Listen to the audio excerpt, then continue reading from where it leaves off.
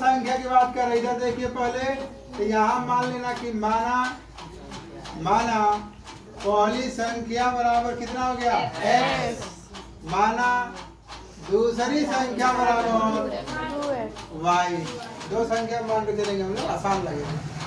तो प्रथम शर्त लड़के पहली लाइन अब पढ़ा जाएगा। प्रथम शर्त कह रहा है कि दो संख्या का योगफल 24 है। इसका मतलब क्या हो गया कि तुम कहोगे कि सर ऐसा है कि पहली संख्या प्लस दूसरी संख्या, इन दोनों का योग कर देने पर कितना हो जा रहा है?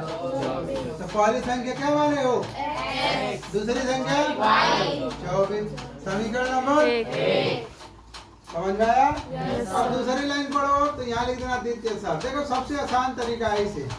क्या बोला भैया? पहली संख्या दूसरी संख्या की दोगुनी। ये नहीं लिखा है कि पहली संख्या दूसरी संख्या का दोगुनी है। तो पहली संख्या देखो जो हिंदी लिखा है उसी को लिखा। पहली संख्या दूसरी संख्या का क्या है? ये दोगुना। देख लो हिंदी ये लिखो, पहली संख्या दूसरी संख्या का दोगुना है। जो लिखा है उसी को मैं लिख दिया। तो पहली संख्या तुम्हारा क्या है?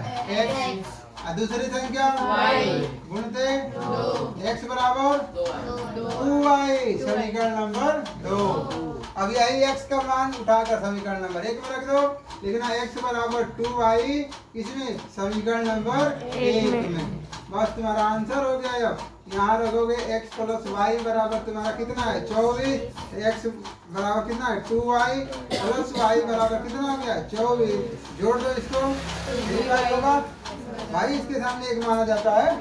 तो 3y बराबर 24, तो y बराबर हो जाएगा 24/3, कट जाएगा ना। तो y बराबर हो गया। अब लिखोगे y का मान समीकरण नंबर 2 में, क्योंकि यहाँ डायरेक्ट हो जाएगा ना। x बराबर हो जाएगा 2y, तो x बराबर 2 गुणित 8। x बराबर कितना हो गया? 16 सॉरी हो गया ना। तो अब यहाँ कह सकते हैं बताओ, पहली संख्या बराबर 8, दूसरी संख्या 16। समझ में? तुम्हें आंसर की जांच करना है। पढ़ो, दोनों संख्या का योग 24 है, तो 16 प्लस 8 कितना हो जाएगा? 24। लिखा है कि पहली संख्या दूसरी संख्या का दोगुना है। इसमें देखो पहली संख्या, अरे उल्टा लिख दिया क्या? हाँ उल्टा लिख दिया। ये 16 है और ये 8, तो इसमें 2 का गुणा करोगे तो 16 होगा कि नहीं होगा? समझ में? कर लीजिए।